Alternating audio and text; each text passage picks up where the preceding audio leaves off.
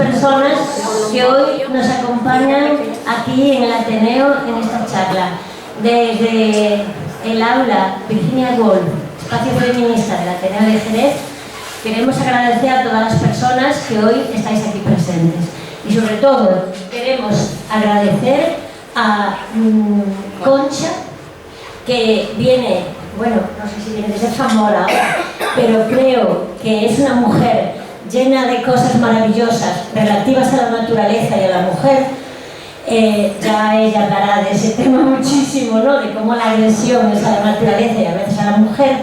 He hablado con ella algunas cosas y me parece maravilloso porque viene de un medio como el que yo vengo, de verde, de ríos, de agua, etcétera, etcétera. Y, ¿por qué no decir? Muchísimas gracias a Elisa Constanza, amiga, que siempre está ahí cuando hace falta. Yo ya no tengo nada más que decir. Como muchas veces, el aula Virginia Woolf, como muchas veces se viste de gala para esta actividad. Quiero agradecer a José María, que siempre está ahí con nosotras, con sus cosas, y a Jesús, que aunque lo avisemos tarde, él siempre hace las cosas. Muchas gracias a las dos y muchas gracias a todo el mundo por estar aquí. Gracias. Buenas tardes.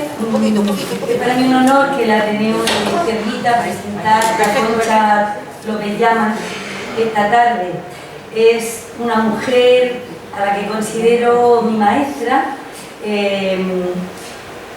Desde que el libro Yo Ecofeminista, su libro Yo Ecofeminista me descubrió a mí, porque yo creo que hay veces que los libros no escogen a las personas, ¿no? Y me lo encontré por casualidad picheando en internet y lo compré y hubo un antes y un después para mí en mi formación con ese libro.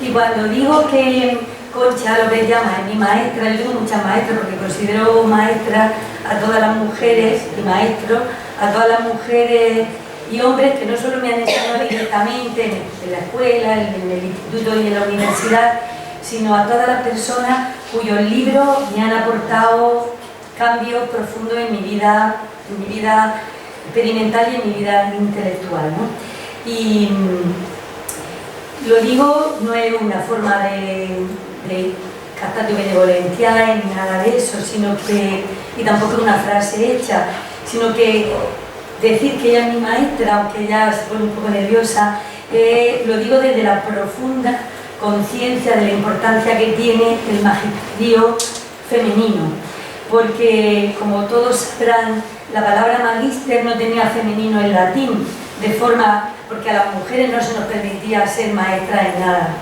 Y aunque sí que hubo a lo largo de la historia, siempre hubo mujeres que destacaron, pues no sé, la mujer Aspasia, la mujer de Pitágora, o la misma Hipátia de Alejandría, que sus alumnos Sinesio, Herculano, le reconocían este magisterio en las cartas, ¿no? Pero el patriarcado, la razón patriarcal, se encargó a lo largo de siglos, de milenios, de boicotear el magisterio, la transmisión de enseñanzas de las mujeres, ¿no? ¿Y cómo lo boicoteó? Pues lo principal que hizo es no darnos acceso a la educación durante miles y miles de años. Por eso, y las mujeres consiguieron esta forma de transmitir, tuvieron que ganárselo a pulso y se lo ganaron como siempre, sin derramar sangre, con la pluma, con una plumita escribiendo, ¿no? Porque fueron las maestras, sobre todo, y sufragistas y feministas de la primera oleada, con su escrito, pero sobre todo las maestras de finales del siglo XIX y el siglo XX y principios del siglo XX, las que, rechazando el modelo educativo patriarcal que habían recibido, se instauraron como sujetos discentes, por decirlo así, y comenzaron a promocionarse entre ellas mismas. ¿Cómo lo hacían? Pues leyendo lo que escribían sus compañeras, citándose, publicando en revistas de periódicos, en columnas donde se citaban una a otra, y así consiguieron la autoridad, la autoritas que incluso la lengua latina les había negado, ¿no? Porque,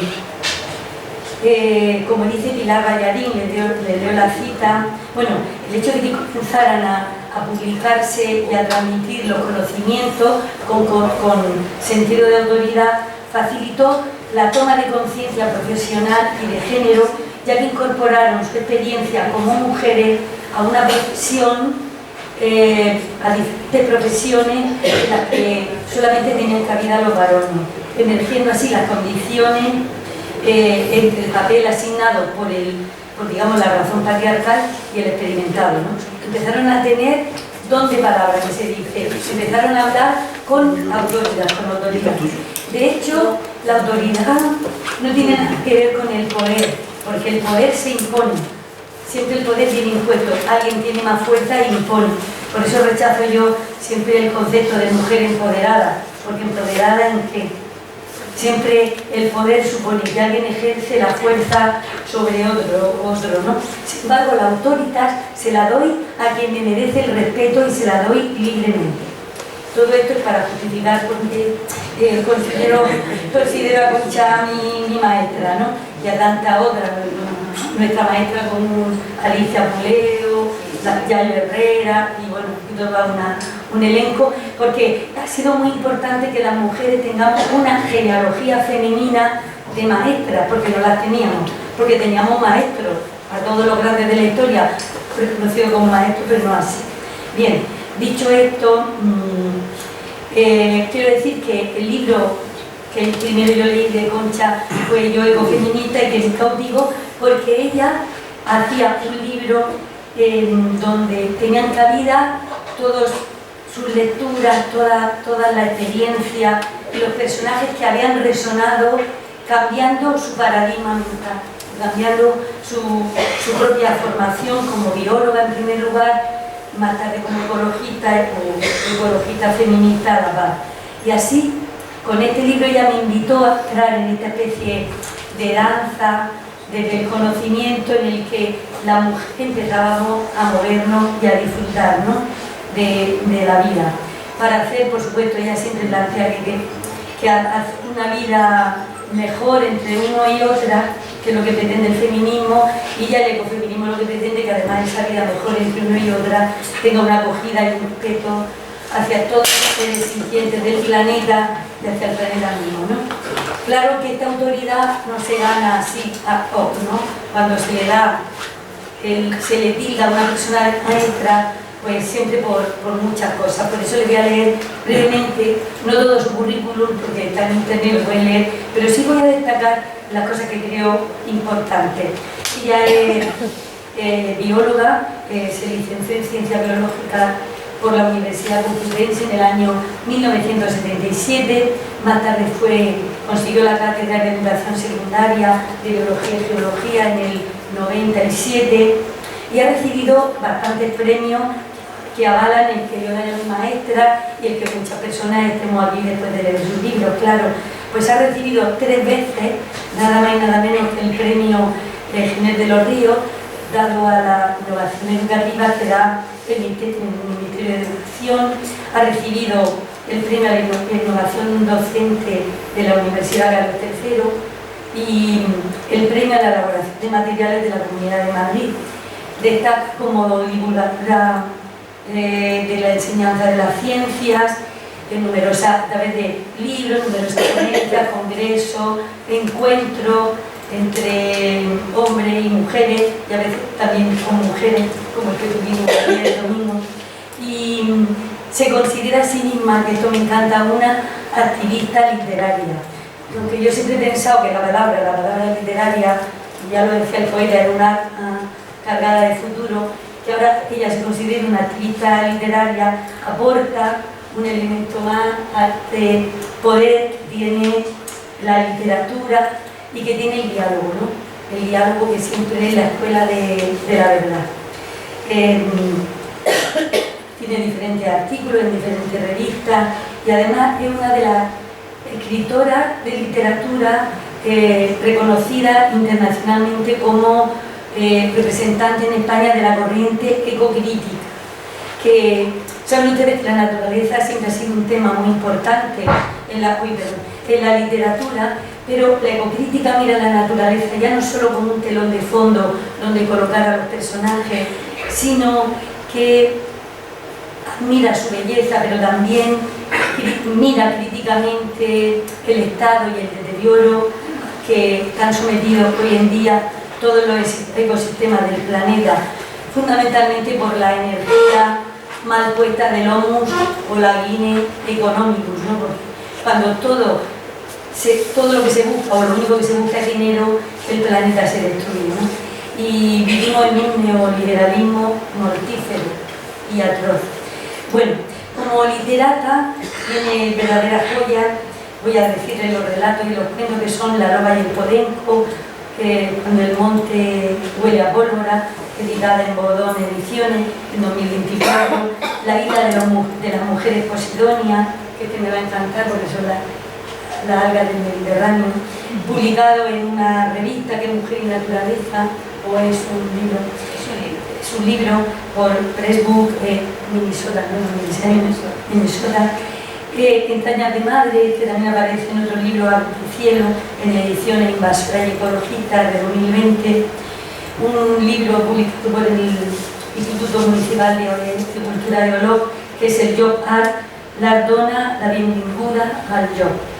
Y tiene un ensayo que es el que a mí me cautivó, que fue Yo ecofeminista, vivencias y pensamientos, un diálogo transformador, el libro en acción, y sus novelas son, bueno, no la voy a decir en el orden en el que aparecen: Bajo el dominio del río Negro, Mirada interior de una naturalista, que es de 2011, La piel restaurada, ediciones Carena del 12, después vino Beatriz y la loba, pero la dejo para después, y Espejo Lobo de 2018.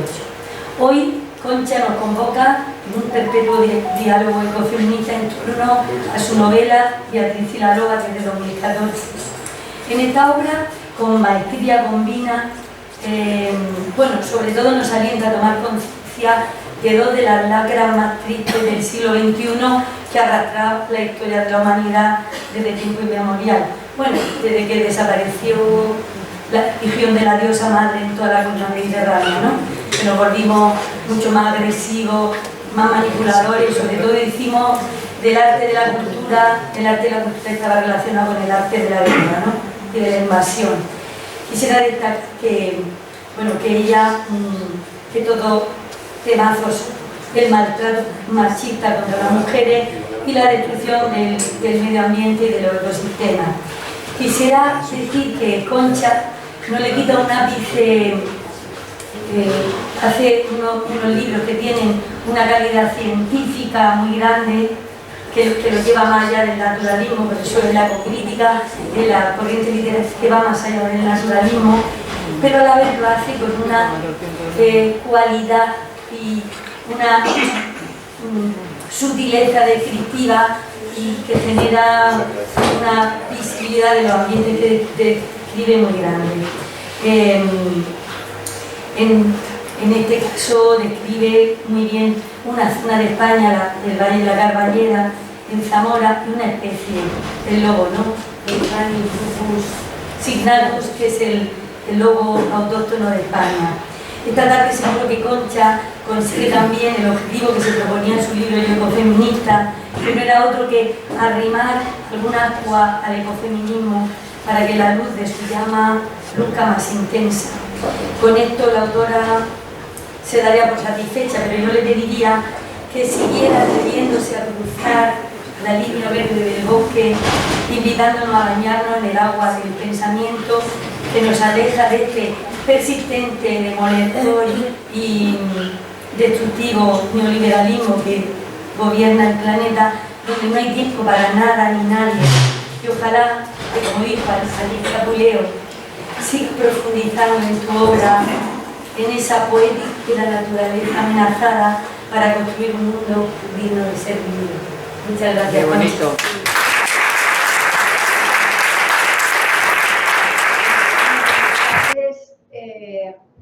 Encantada de estar aquí.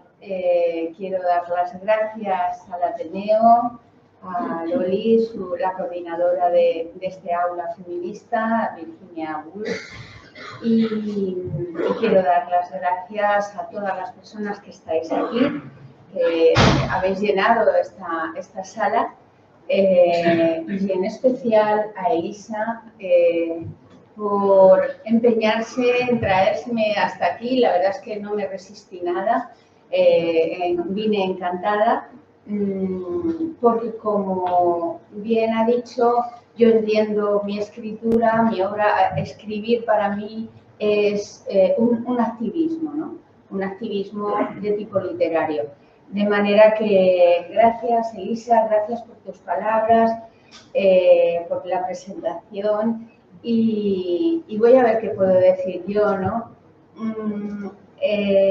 Yo no soy una especialista en ecofeminismo porque hasta hace poco tiempo yo no sabía lo que era el ecofeminismo. De hecho, cuando empecé a escribir Beatriz y la loba, no sabía lo que era el ecofeminismo. Lo intuía, porque siempre he sido ecologista y he sido feminista.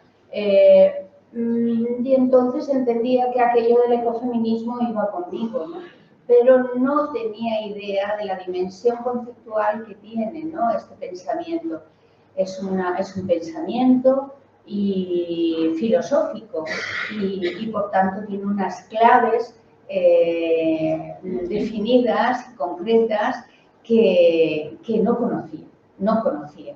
De manera que cuando yo escribí Beatriz y la loba, al no conocerlo, cuando terminé la escritura, pensé en las presentaciones, claro, ¿no? Este es el momento principal, el momento bonito del escritor que dices, o de la escritora que dices, bueno, ahora llega el momento de hacérsela conocer a la gente para quien escribes, ¿no?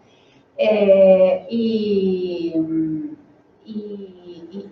llamé a la puerta de aquellas personas que yo entendía que me iban a poder presentar el libro. Y sin vergüenza ninguna, entendí que Yayo Herrero y que Alicia Puleo a lo mejor querían presentar mi obra, por aquello de que eran los dos referentes ecofeministas, digamos, más conocidas que hay en España, ¿no? Y así lo hice, llamé a la puerta de las dos me acogieron inmediatamente y me ayudaron a iniciar ese camino de presentaciones que han llegado a ser más de 250. Un día empecé a pensar en cuántas había hecho por toda la península, pero algunas de gran importancia, ¿no? De gran importancia porque todas aprendía. A mí en las presentaciones me gusta que me acompañen gente importante, gente que conozca el tema del que estoy tratando en los libros, porque de esa manera sigo profundizando en la temática y sigo aprendiendo. Entonces, así fue como empecé yo a conocer lo que era el ecofeminismo, lo que es el ecofeminismo, a través de las grandes de este pensamiento filosófico. Y eso fue en el 2015. Alicia Puleo, en concreto, me dijo, después de presentar mi obra, mira, llévate este libro mío y léetelo. Creo que te va a servir muchísimo. Y es verdad, su libro se titula Otro mundo posible, y es un libro gordito, denso, muy denso, lleno de personas, de filósofos, de filósofas, que muestran la evolución del patriarcado y la evolución y el surgimiento del feminismo y del ecofeminismo a lo largo de la historia de la humanidad, ¿no? Y entonces ahí fue cuando empecé a subrayar, porque subrayaba aquello con lo que yo me identificaba, ¿no? Decía, si yo me encuentro ahí, en esto que está diciendo esta persona, me encuentro, me identifico, resueno con esa persona, fuera hombre o fuera mujer, del siglo XVII, XVIII, XIX o XX, ¿no? Y por supuesto resonaba con lo que decía Yayo Herrero, con lo que decía Alicia Puleo y demás, ¿no? Y así fui adentrándome en el ecofeminismo de la mano de estas personas, de estas grandes. Es verdad que Alicia Puleo es la más grande, digamos, porque es la maestra de Yayo Herrero. Entonces siempre hay personas que están algo más preparadas que otras porque han llegado antes y han ido abriendo el camino de alguna manera, ¿no? Y descubrí que el ecofeminismo era para mí como era la horma de mi zapato, ¿no? O sea, es que me calzaba perfectamente, ¿no? Me sentía como la Cenicienta y que al ponerme el zapato del ecofeminismo yo andaba súper cómoda por la vida. La vida me resultaba menos hostil, ¿no? Y que respondía a muchas cosas que había incluido a lo largo de la vida. Entonces, ellas se sorprendieron y recuerdo que sobre todo Yayo me dijo, en la presentación que hice en el Ateneo de Madrid, estaba también Joaquín Araujo y otras personas importantes, ¿no? Me dijo Yayo, Concha, yo me sorprendo que hayas dado con las claves que a mí me ha costado tanto entender desde la razón. Tú has escrito, Beatriz Vilalova, desde las tripas y te ha salido un producto extraordinario desde el punto de vista ecofeminista porque está escrito desde las tripas, desde tu vivencia, ¿no? Desde tu experiencia a lo largo de la vida.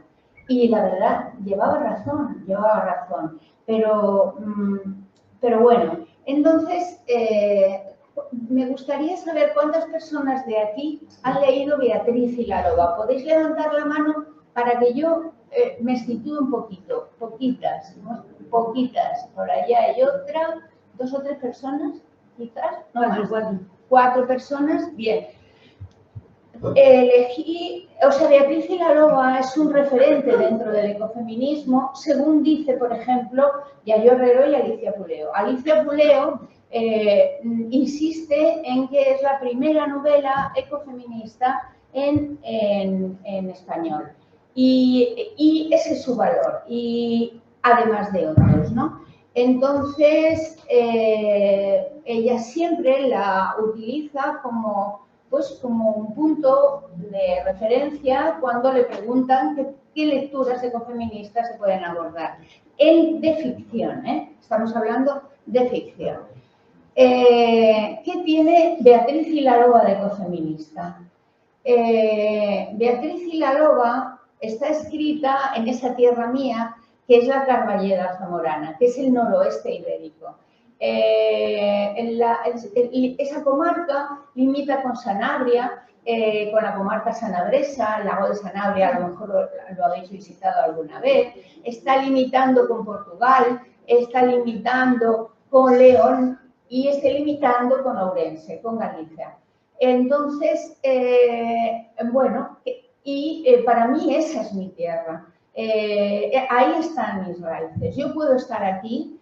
Yo puedo disfrutar extraordinariamente en las serranías andaluzas, pero reconozco que mis raíces están en mi tierra del noroeste.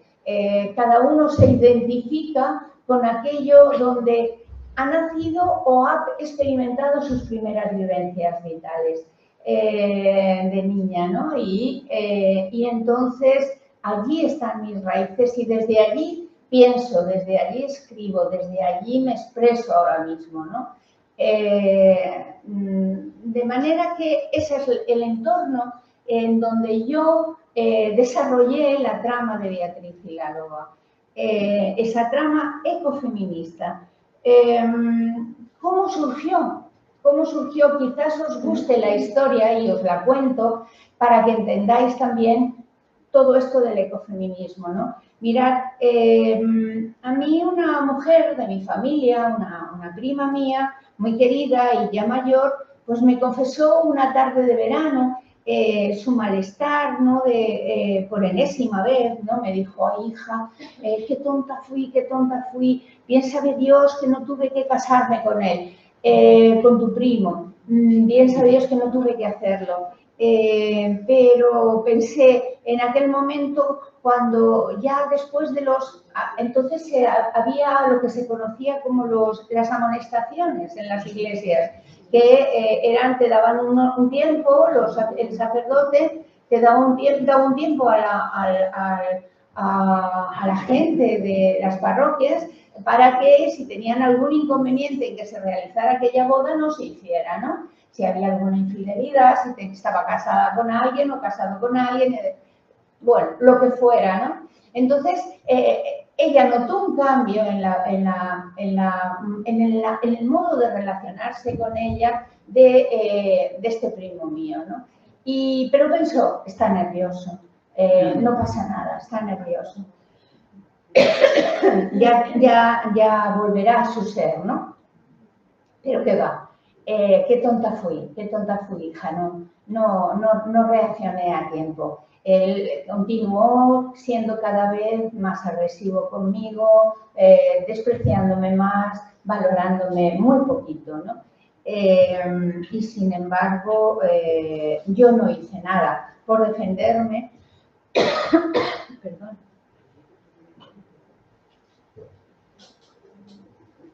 No hice nada por defenderme. Y cuanto más mayor soy, menos me sé defender. Porque yo la decía, pero vamos a ver, Ana, tú lo que tienes que hacer, tienes hijas en Zamora, tú lo que tienes que hacer es irte con ellas, déjale aquí. Además, vivía con ellos su cuñado, déjales a los dos y tú vete con tus hijas, ¿no? Que te quieren muchísimo y que van a estar de tu lado, con toda seguridad. Pues sí, lo haré. Y si no, por lo menos duerme en la otra planta, ¿no? En el sobrado, ¿no? En la planta de arriba. Pero de alguna manera marca distancia con él, porque todas las personas de la familia y que yo vivía pared con pared, pues escuchábamos cómo la trataba, no de pegarla, no era psíquico todo, ¿no? Era extraordinariamente desagradable, ¿no? Y yo aquello se me quedó marcado muy fuertemente porque la vi especialmente mal. Me lo había dicho muchas veces, y a mi madre y a mi abuela, pero como aquella vez, no, yo la encontraba especialmente dolida, ¿no?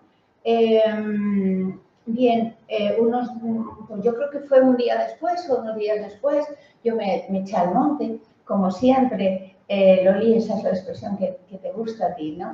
Yo me eché al monte y me eché al monte como casi siempre, con la esperanza de encontrarme huellas, ¿no? Huellas de animales no humanos y huellas en especial de lobo.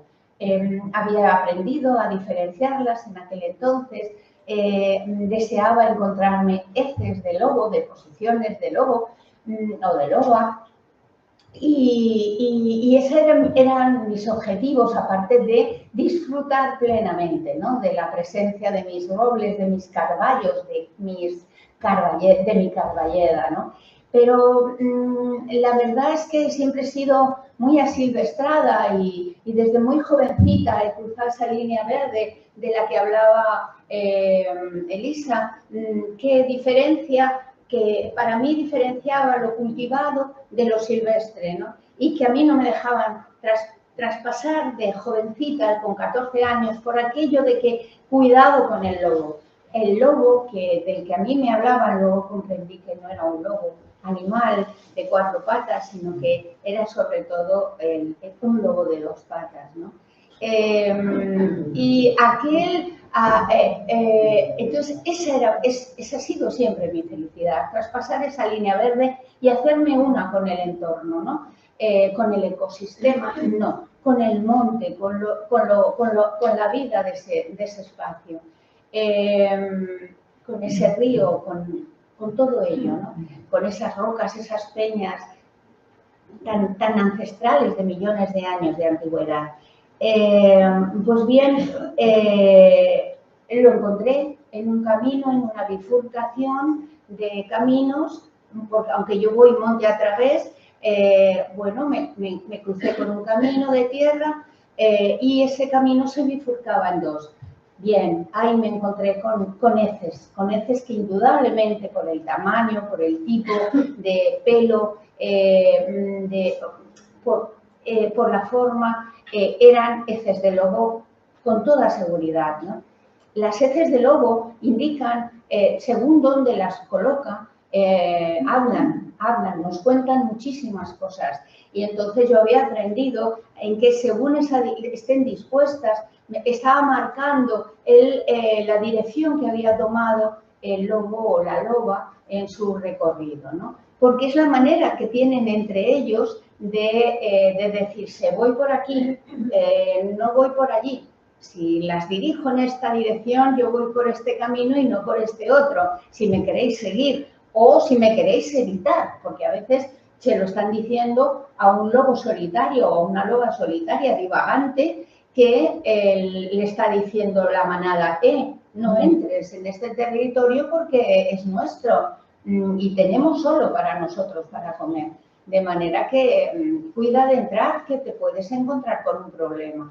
Bien, el caso es que era una presencia indudable de lobo y de la excitación oriné.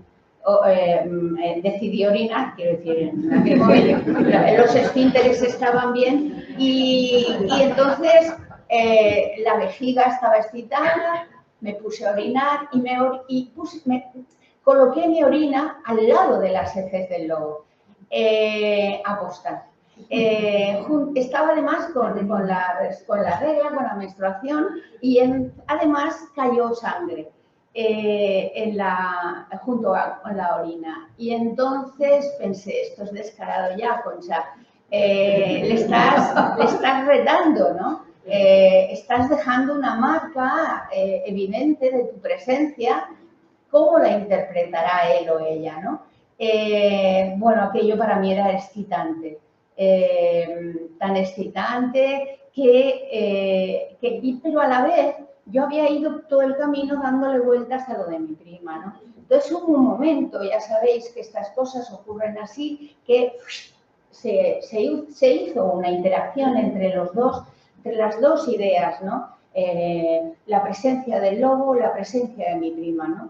Y me di cuenta que eran la cara y la cruz de una misma moneda.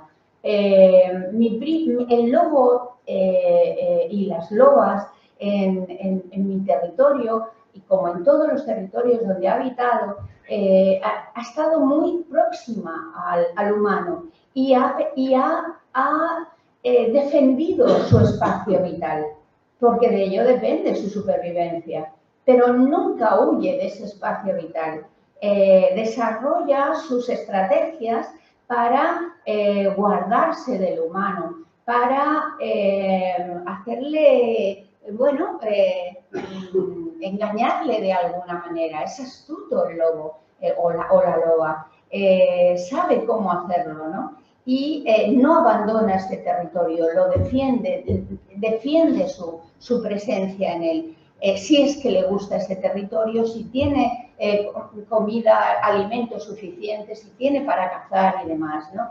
Sin embargo, mi prima no defendía su espacio vital. Mi prima, como tantas mujeres maltratadas, no defienden, pierden la capacidad de defender su espacio vital.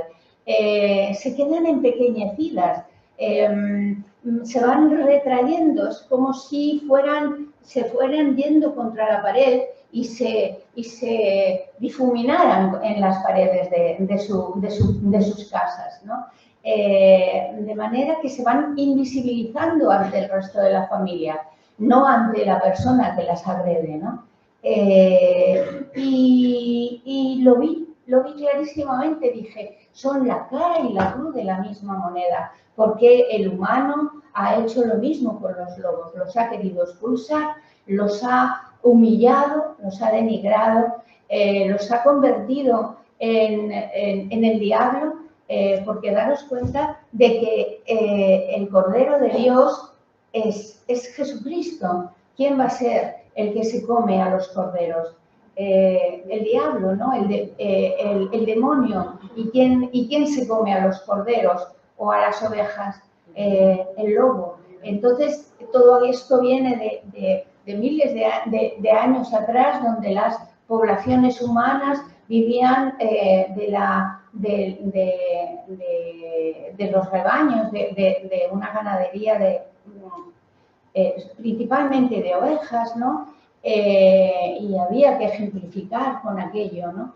Pero ahora no tiene ya sentido que se siga identificando al lobo con el maligno, pues se sigue haciendo. Y entonces me puse en pie rápidamente, muy contenta, empecé a caminar y empecé a pensar, conforme me iba hacia el pueblo, con la idea de tengo una novela, y además veía la estructura, veía que iban a ser capítulos que se iban alternando, yo iba a alternar humano con lobo, o humanos con lobos, en capítulos alternos para que la lectora o el lector pudiera ir contrastando las culturas, los comportamientos en torno a determinadas cosas, ¿no? Pudiera comparar, pudiera contrastar. Evidentemente yo soy bióloga, pero a mí no me enseñaban el comportamiento del lobo en la carrera, eso no te lo enseñan. Cuando a ti te gusta una especie, profundizas en ella y ya haces trabajos, ya haces tesinas, ya haces tesis, ya haces lo que quieras. Y mi tesis fue una novela. Tenía que profundizar en ese conocimiento para llegar a poder mostrar la diferencia entre comportamientos de las dos especies. Elegí a una loba y no a un lobo. Y la elegí porque al igual que las mujeres, las lobas no son nombradas muy raras veces en la cultura, y si son nombradas es para mal, excepto, por ejemplo, en la cultura romana, cuando en la cultura clásica, con Rómulo y Remo, tal, ¿no? El origen de Roma, de tal. Bueno, pero normalmente lobo, lupus, lupanal, prostitución, va todo en uno, ¿no? Mujeres de las que son utilizadas, instrumentalizadas por el hombre y para obtener un placer a cambio, ¿no? De manera, y al igual que hemos sido, como digo, nosotras invisibilizadas por la historia, las lobas también. Se habla poco de las lobas, de la etología de la hembra, del comportamiento, de la conducta de la hembra dentro de las manadas, dentro de los grupos, tal. Y me empeñé, dije, pues me apetecería mucho que mi protagonista fuera una loba. A esa loba le puse un nombre y es Oak.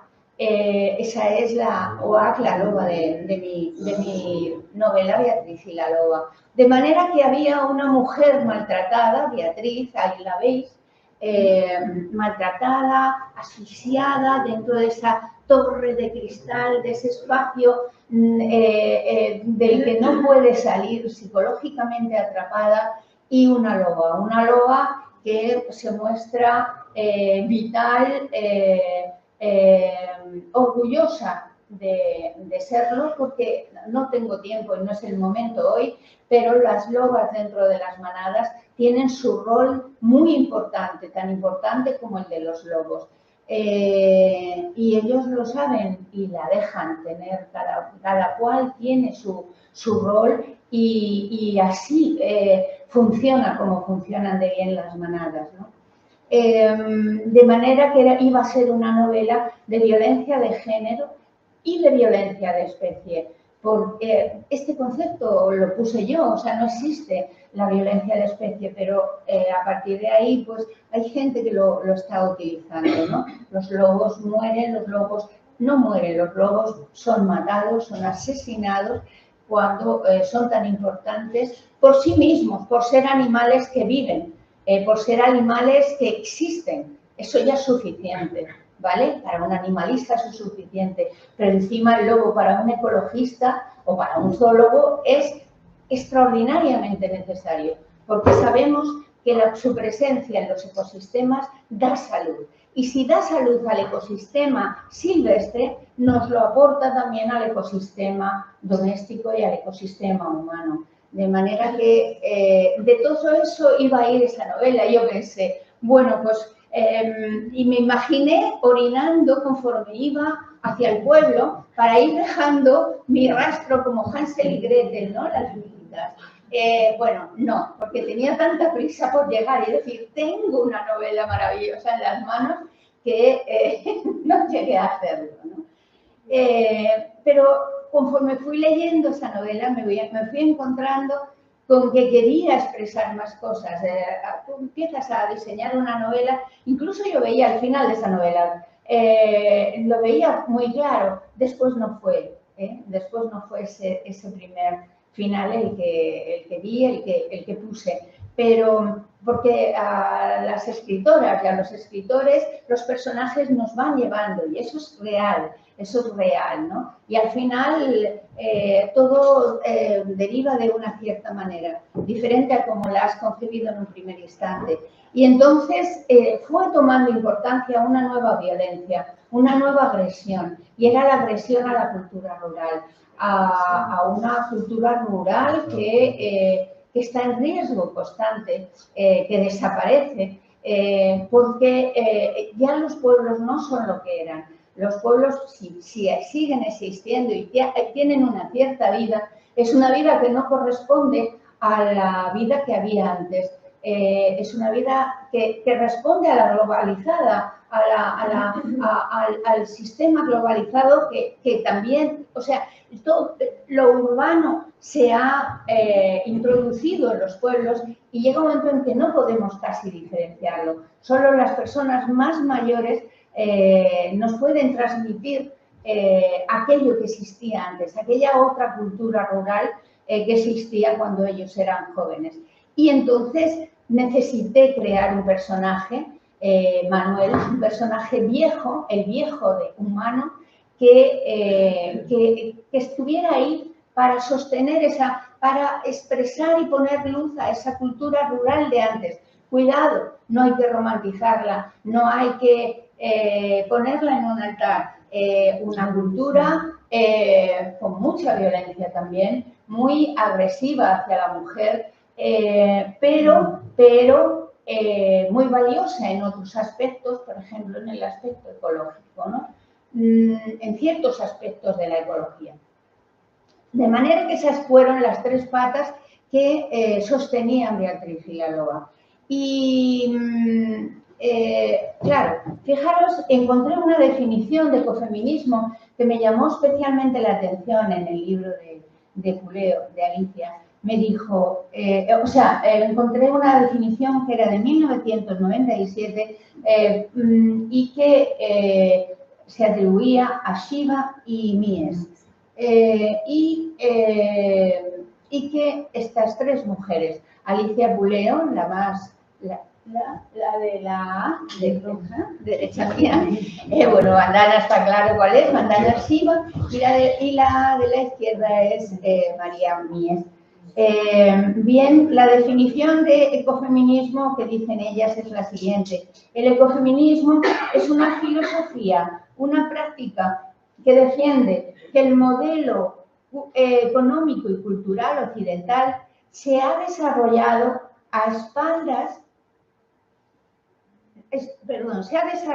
de espaldas a las bases materiales y relacionales que sostienen la vida y que se ha constituido y se mantiene por medio de la subordinación de las mujeres y de la naturaleza y la colonización de los pueblos extranjeros y de sus tierras. Si vuelvo a la diapositiva de antes, eso era Beatriz Villalobos, la subordinación de las mujeres, la subordinación de las otras especies, la extinción de las especies, en este caso la del lobo, y la colonización de los pueblos extranjeros. En España podemos hablar ahora de una neocolonización. Ellas estaban hablando de la colonización de pueblos, por ejemplo, por parte de los ingleses, pueblos de la India pueblos africanos, pueblos latinoamericanos. Vale, eso es la colonización de siempre que conocemos, ¿no? Pero es que ahora hay una neocolonización y los pueblos de ahora están neocolonizados. Hay un extractivismo salvaje, un extractivismo colonialista en toda la península ibérica. Extractivismo de terrenos, de tierras, extractivismo de minerales.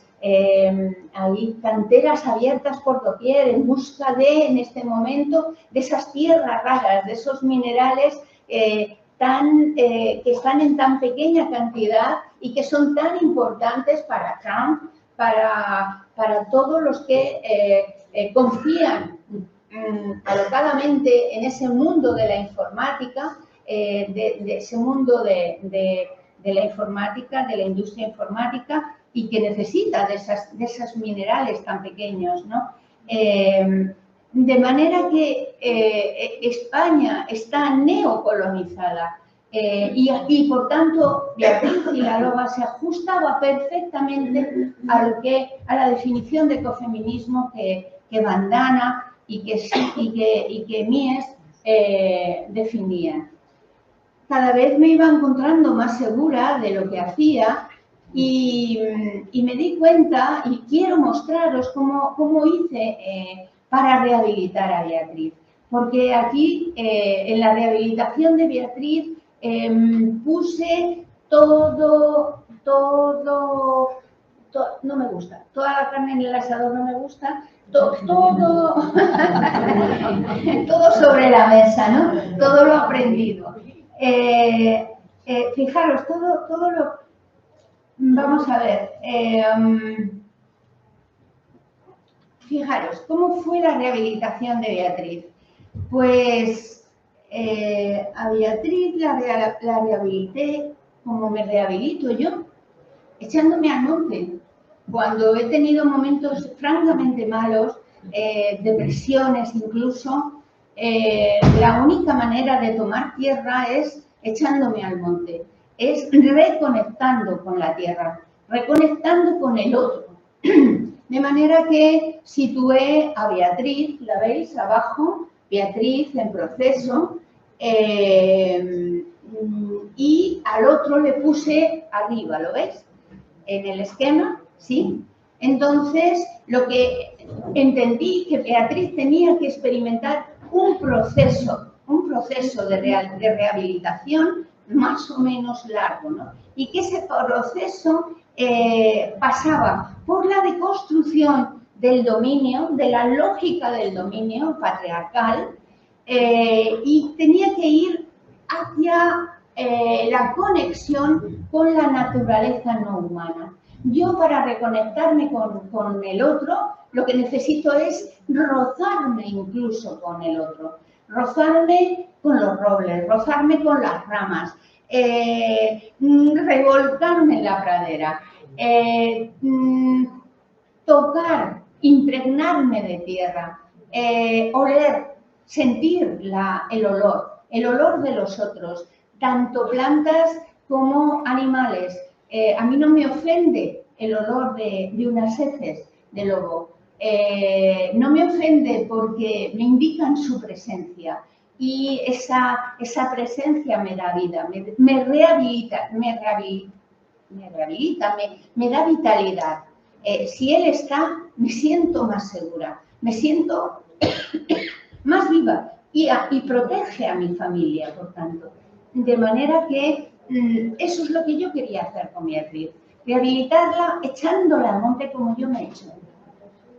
Entonces, pero para eso tú tienes que desarrollar la empatía hacia el otro. Tienes que desarrollar la compasión hacia el otro.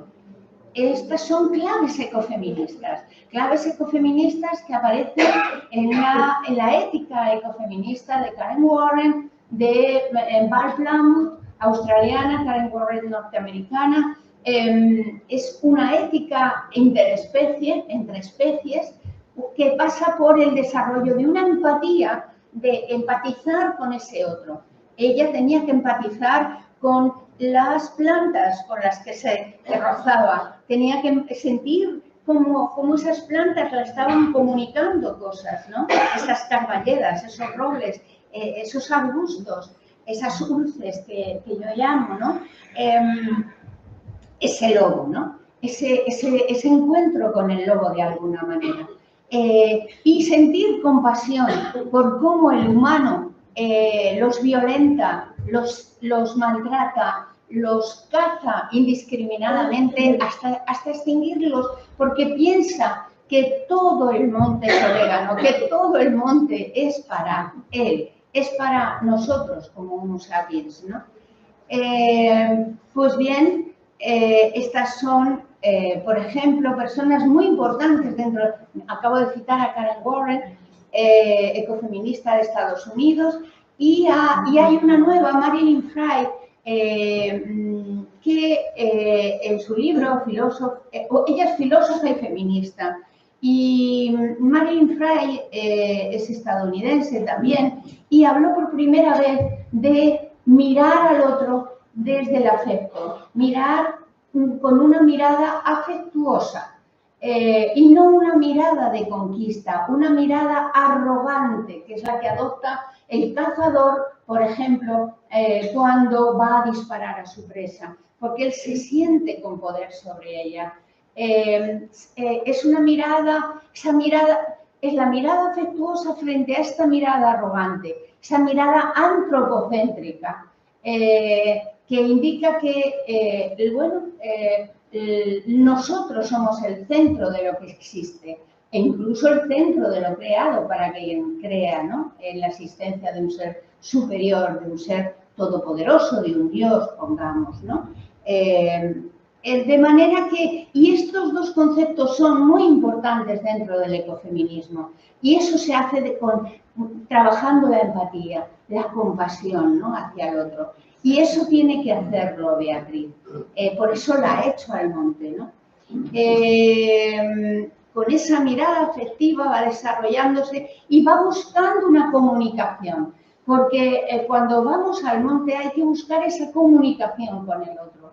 Y esa comunicación se hace no sintiendo que el otro es parte de un paisaje, de una fotografía, sino que es un ser como tú, un ser vivo y un ser sintiente. Ahora sabemos desde las universidades como Harvard, por ejemplo, ya definieron hace 3 o 4 años que los animales son seres sintientes, son seres con sentimiento, capaces de sentir dolor, y lo están diciendo ya científicos, ¿no? Esto está de la mano de la ciencia, nos lo están poniendo en evidencia.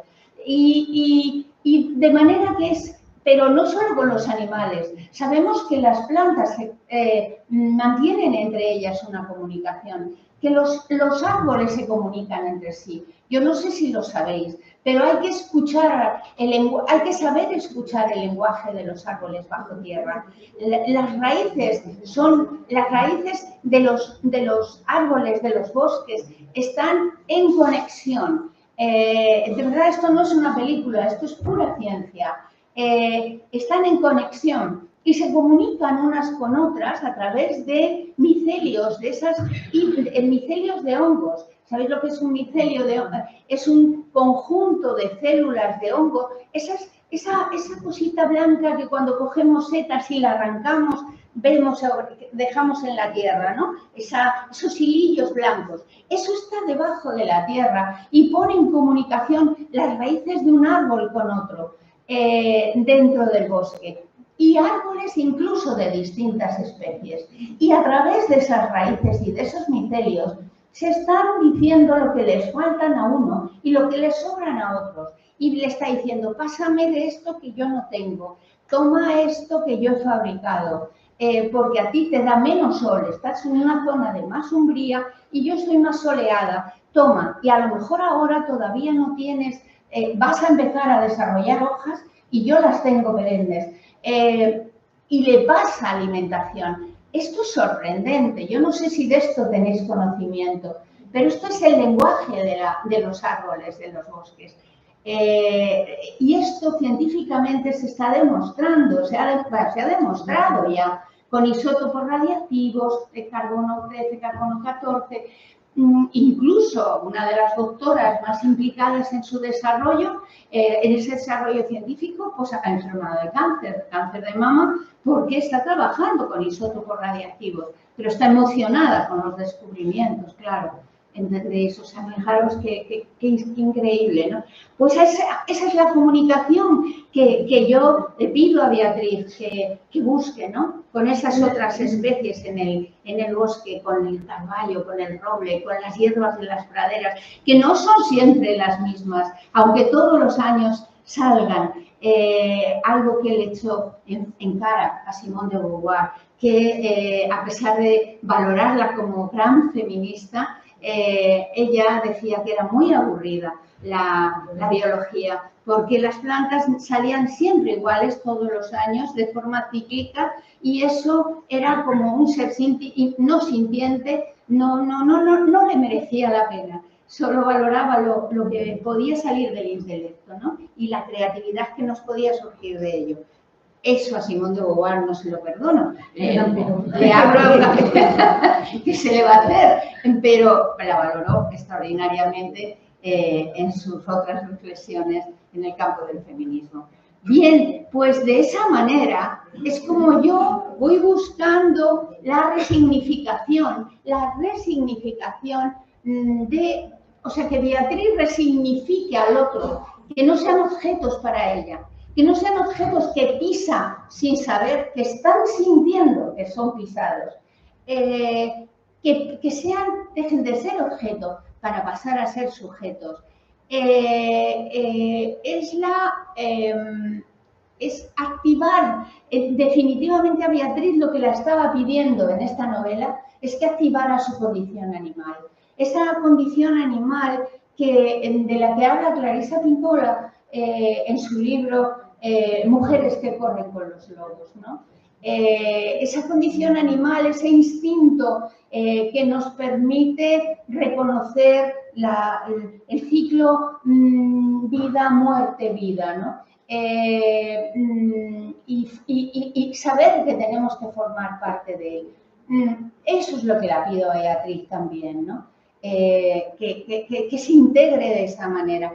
Y solo desde ahí podrá provocarse podrá tener la fuerza, la energía para luchar contra ese dominio patriarcal. Se podrá producir esa deconstrucción de la lógica del dominio. ¿Me he explicado con este esquema? ¿Bien? Sí. Bueno, es que las que escriben, las personas de lengua no suelen utilizar esto. Yo como además soy de ciencias, pues me gusta expresar gráficamente porque entiendo que si encuentras un gráfico que encaje bien, a la gente le ayuda, ¿no?, a entender el proceso, ¿no?, de transformación. Beatriz de esta manera se reconcibe como ser humano, se renaturaliza, ¿vale? Y encuentra esa energía. Y esto es lo que, estas claves que aparecen aquí, a grandes rasgos, entre otras, las expresa Alicia Puleo entre las claves ecofeministas. Hay muchos tipos de ecofeminismo, ¿vale? No es igual el ecofeminismo de Puleo y el ecofeminismo de Herrero, de Yayo, no es el mismo que el de Bandana, pero sí que entre todas ellas hay claves que son comunes y todas ellas recogen estas claves en sus diferentes tipos de ecofeminismo. Y esas claves estaban en Beatriz y Laroa, por eso las dos echaron las manos a la cabeza y dijeron: ¿qué? ¿Cómo has escrito esto? ¿Desde dónde has escrito esto? Esto solo te ha podido salir desde las tripas, dijo Yayo. Y fue así, salió desde las tripas, salió desde la rabia ante la humillación que experimentaba mi prima y salió desde la rabia por esa intención del hombre del hombre carballés, pero también del hombre de toda España, del hombre de toda España, de acabar con el lobo en su territorio, ¿no? Y que yo haya experimentado y vivido de niña, ¿no? Como expreso en el libro Yo Ecofeminista, ¿no? Y donde lo voy describiendo. Pues bien, esa es Beatriz, ¿no? Es una mujer bueno, no es que sea maravillosa la diapositiva, pero es lo que más se aproxima a lo que yo decía, ¿no? Es una mujer integrada, incorporada a ese entorno y que no esencialismo, cuidado, hay ecofeminismos esencialistas y yo no defiendo eso, porque el ecofeminismo esencialista es aquel que defiende que la mujer es superior al hombre, que la mujer por parir, que la mujer por preñarse, por quedar preñada, parir y criar, y es más, está más próxima a la naturaleza. Y es por ello, es como diosa dadora, ¿no? Madre diosa. Y por ello es superior al hombre. Era un tiempo también, el ecofeminismo esencialista, donde estaban la Segunda Guerra Mundial, el desarrollo de las bombas nucleares, de la energía nuclear, y entonces las mujeres se iban a las puertas de estas grandes fábricas y se ponían a tejer, indicando: nosotras criamos hijos, vosotros los matáis en las guerras, ¿no? Entonces, no es eso. El ecofeminismo de Puleo, el ecofeminismo ilustrado de Puleo, porque ya se apoyan en la ilustración, en la parte que merece la pena, la ilustración, ese ecofeminismo, como el mío, es un ecofeminismo que busca la igualdad entre hombres y mujeres, el tú a tú, la comunicación entre nosotros, entre iguales, y el apoyo para avanzar, ¿no? Hacia otro mundo posible, y en igualdad también y en respeto hacia el resto de lo vivo, ¿no? Porque sin ello no somos nada, formamos todos una red que pulsa, que vibra, y que sin unos no vibramos como debemos vibrar, ¿no? De manera que eso es lo que hay de ecofeminismo en Beatriz y la Loba. Y resulta que el compañero de Alicia Puleo, Theo Sanz, me presentó a la vez que ella la novela y me dijo: Alicia, te vas a quedar alucinada con lo que va a decir Theo. Y le dije: ¿por qué? Dice: no te voy a decir nada. Cuando vengas a Valladolid, lo presentamos en la Facultad de Derecho, te vas a dar cuenta. Entonces él me habló de la ecocrítica y empezó a decir: tu libro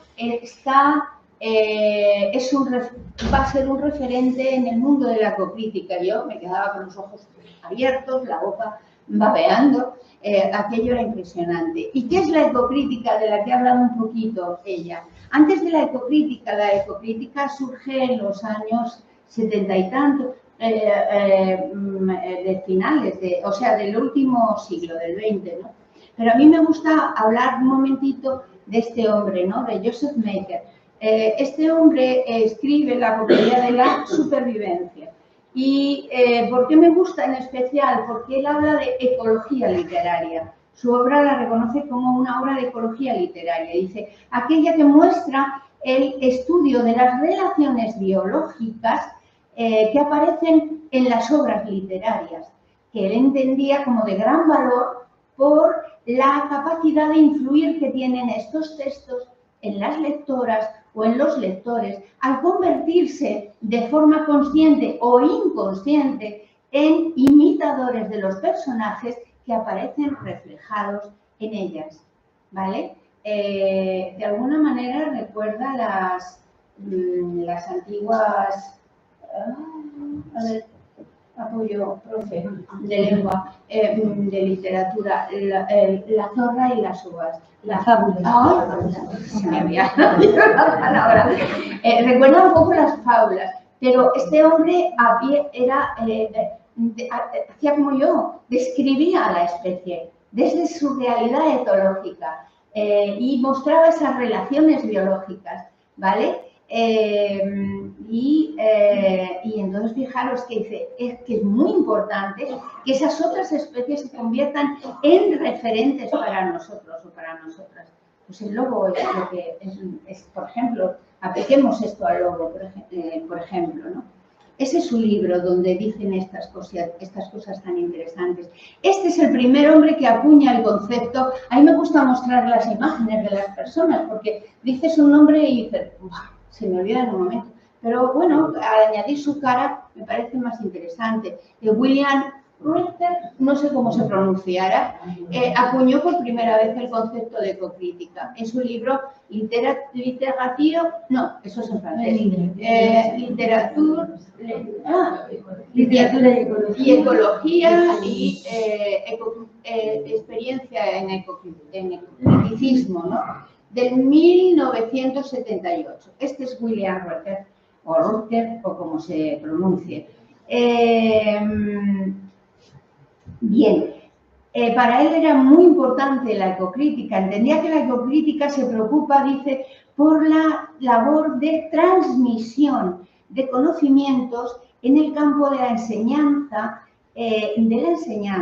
Es necesario aplicar la ecología y los conceptos ecológicos al estudio de la literatura, dado que la ecología es de vital importancia para el presente y el futuro del mundo en que vivimos. Esto lo dijo en 1996. Y para él la literatura era una fuente renovable de energía. Dice, uno de los muchos soles que posee la humanidad. Y hay que encontrar formas de usar esa energía literaria que procede del lenguaje poético para que la enseñanza de la literatura sirva y para concienciarnos de que debemos conservar una biosfera sana. Es a principios de los 90, como decía antes, cuando los estudios literarios con perspectiva ecológica alcanzan un reconocimiento como corriente ecocrítica. Además, quiero destacar también a Patrick Murphy, edita por primera vez la revista ISLE, Estudios Interdisciplinares y del Medio Ambiente en Oxford. Quiero también nombrar a esta mujer, a Cheryl Glocketley, profesora, algo así, ¿no? Profesora de Literatura y Medio Ambiente de la Universidad de Nevada, ¿no? Ella nos define esta tendencia ecocrítica en su introducción a este libro, el Ecocriticism Reader. Dice, la ecocrítica es el estudio de la relación entre la literatura y el entorno físico. De la misma manera que la crítica feminista examina el lenguaje de una obra y examina el lenguaje y la literatura desde una perspectiva de conciencia de género, la ecocrítica adopta un enfoque ecocentrado a la hora de examinar los textos literarios. En la ecocrítica, el análisis del mundo es más amplio, se expande a la totalidad de la biosfera. Bien, la primera obra ecocrítica es la de esta mujer reconocida en el mundo de la ecocrítica, es la de Rachel Carson, el famoso libro de La primavera silenciosa, que este sí que lo reconoceréis, ¿no? Bien, ¿y de dónde procede esta escuela de crítica literaria?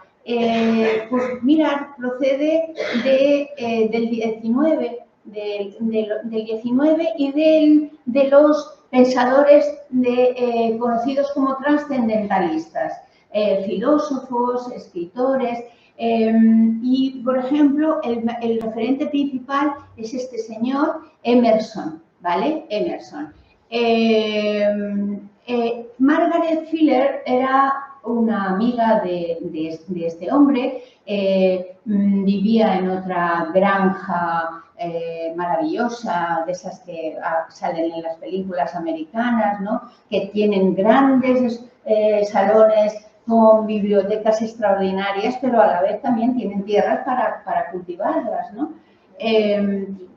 Ella crea una editorial para este tipo de obras. Este tipo de obras, como por ejemplo la de Emerson o la de Thoreau. Thoreau lo reconoceréis, ¿no? Henry David Thoreau, que escribe Walden, que escribe Desobediencia Civil, obras importantísimas, pero ¿y qué tienen de especial estos trascendentalistas? Pues que son gente que ha entrado de nuevas a un continente que no es el suyo, ¿no? Que viene de Inglaterra, que viene de Gran Bretaña, o sea, de Irlanda, de Escocia, del continente europeo, y que entran sin tierras, han dejado en Europa su cultura, su vieja cultura, que estaba expresada en catedrales, que estaba expresada en palacios, que estaba... y se encuentran con una tierra virgen, una tierra donde solo hay indígenas y vida silvestre en cantidad, ¿no? Y entonces se tienen que hacer valer porque quieren sentirse tan poderosos como los del continente que se han visto obligados a abandonar. Y como allí lo que dominaba era la naturaleza, dijeron, vale, no tendremos catedrales góticas ni románicas, pero tendremos la gran catedral que es la naturaleza. Y en esa naturaleza veían la cara de Dios. De manera que eso era lo que le daba valor a la naturaleza ante sus ojos, ¿no? Y estos fueron sus principales exponentes. La literatura norteamericana está llena de ensayistas, principalmente hombres, lógicamente, expresando esa pasión por la naturaleza. En las películas lo vemos, ¿no? Como grandes películas están llenas de naturaleza salvaje, ¿no? Esos pioneros peleándose destruyendo a los indígenas, a los indios, pero también contrastándose con otras especies, ¿no? Naturales, biológicas. Bien, pues de ahí surge la ecocrítica. Thoreau, por ejemplo, los niños en Estados Unidos pasan en la escuela por Thoreau, como aquí por el Cervantes, por el Quijote, pues ellos pasan por Thoreau, por Walden. Es muy valorada, es lo que se conoce como escritores de naturaleza, writing nature. Y a mí me ven un poco por ahí. Entonces, eso me pone en valor ante esta gente, ante estos ecocríticos, ¿no? Aunque mi literatura no es de ensayo, es de ficción. Aunque en Yo Ecofeminista hay ensayo y ficción. En España se conoce mucho GIECO porque es el grupo de investigación en ecocrítica que está ubicado, tiene sede en la Universidad de Alcalá de Henares. Y antes era dirigido por Carmen Flis, que también reconoció mi obra Beatriz y la Loba y sobre la que ha escrito artículos que se han publicado en facultades norteamericanas, diferentes artículos sobre Beatriz y la Loba, sobre Espejo Lobo, como digo, escritos por Carmen Flis, que era la que dirigía este grupo de investigación. Y por eso Beatriz y la Loba está ahí. ¿Cuáles eran los criterios, las claves de la ecocrítica? Pues mirad, los publica este señor, Lawrence Beer, profesor de literatura en Harvard, y los voy a leer.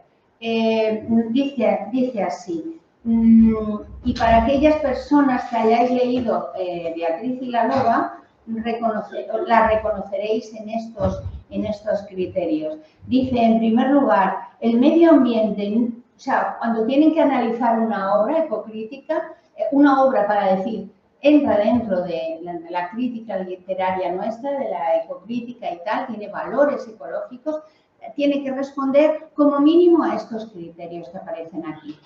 En especial, 4. y son el medio ambiente no humano. Aparece no solo como un mero marco, tú lo habías dicho al principio, sino como presencia que comienza a sugerir que la historia humana está ligada a la historia natural. En este caso, en mi caso, la comarca de la Carballeda, en la que discurre la historia, es un personaje más en la novela y no es un decorado. El lector o lectora dialoga con esas montañas, con ese río negro, con esos árboles, con esos lobos, ¿vale? De manera que eso ya de entrada la hacía estar dentro de este ámbito, ¿no? También se ve a la naturaleza o al medio ambiente, que son cosas distintas, pero bueno, como un proceso y no como un constante, como una constante o como un dato, dice Biel, ¿no? En este caso, la Carballeda actual, la que muestra Beatriz, es el resultado de un proceso que le va indicando Manuel, el viejo, ¿no? Que le va contando cómo era antes la Carballeda, cómo es ese proceso de transformación ecológica que ha sufrido conforme la gente ha ido abandonando los entornos rurales y se ha ido detrás del sonido de las sirenas de las fábricas en las ciudades, ¿no? Dice también, el interés humano no es comprendido como el único interés legítimo. Claro que no. En esta novela, el interés humano, es decir, la rehabilitación de Beatriz es uno de los intereses. Otro es reivindicar la cultura rural, pero otro, a lo grande, es denunciar la maldad sobre la violencia de especie hacia el lobo, en este caso concreto, ¿no? Y mostrar el valor de esa especie dentro de los ecosistemas. Ese es uno de los grandes intereses de la novela. Otro criterio, el texto debe expresar una orientación ética hacia el medio ambiente que se pone de manifiesto en la responsabilidad humana hacia él. La responsabilidad humana por el medio ambiente forma parte de la orientación ética del texto. Y digo yo, Beatriz y la loba expresa una ética que Karen Warren y Valerie Plum definen como ética interespecie.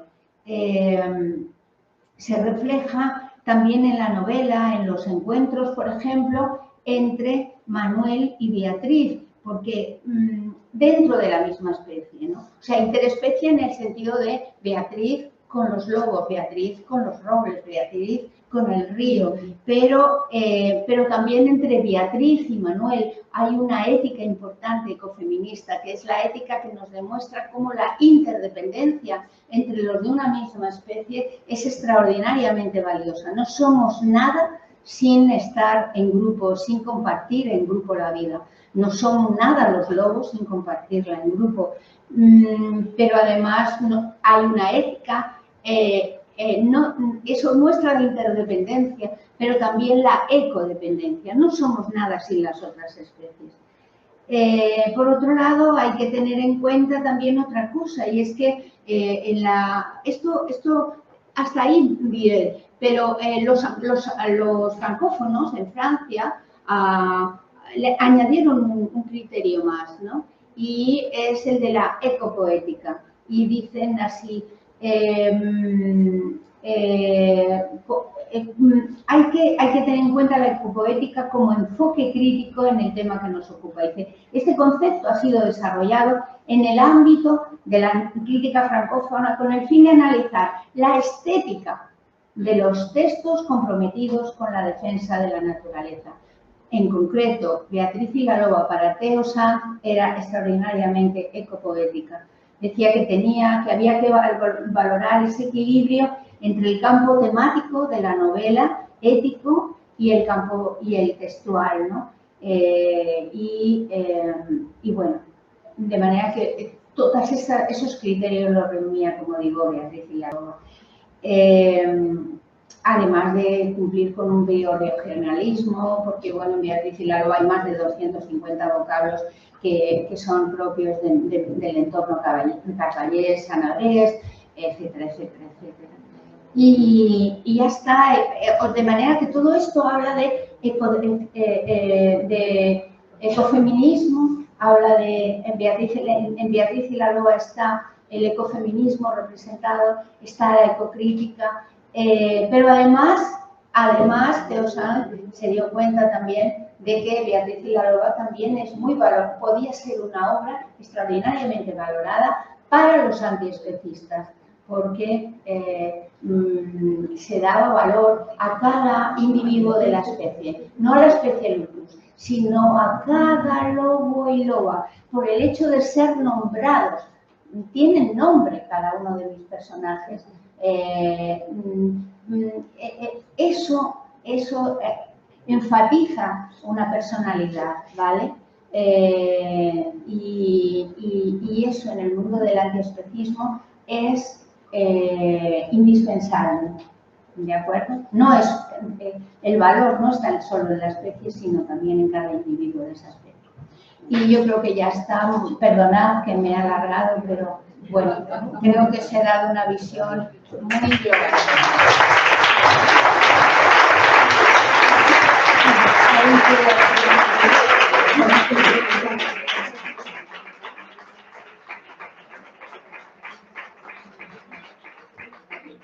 Si alguien quiere hacer una pregunta a Concha o compartir algo que haya leído el libro, pues si hacéis el favor dais la luz normal, porque es un mareo. Sí, y esta oscuridad y podéis hacer alguna pregunta, compartir una idea, bueno, no sé cómo vamos de tiempo, hay que cortar ya, ¿no? No, vamos, tenemos unos minutos. Pues dos preguntas, dos manos alzadas o algo, y si no puede, le pedimos a los aquí. Yo quería preguntar, si me permite, ¿qué puede sufrir?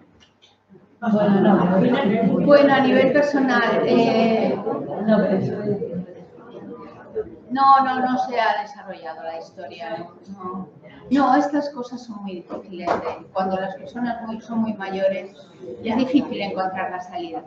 La salida la ha dado la muerte. Él ha muerto y ella no. Vale, pues, ¿hay alguna pregunta más? Muchísimas gracias, Concha, por estar aquí. Aprovechar, por favor, que... ¿Alguien quiere preguntar algo? Me ha parecido genial, porque no conocía de... Perdón, ¿quién habla? Que no veo bien. Ella. No conocía de su obra y de el ecofeminismo. y me ha encantado de escucharla y de la historia que lleva detrás. Claro, de verdad que el ecofeminismo es un pensamiento filosófico que permite, o sea, nos ofrece una cosmovisión, una cosmogonía diferente de lo vivo y mucho menos hostil, ¿vale? Pero es que habría tanto que hablar que ahora no hay tiempo. Pues, Concha, muchísimas gracias por venir. Gracias a Laura Virginia Woolf por ofrecernos este espacio y a todas las personas que habéis venido, que sois muchísimas. Muchas gracias.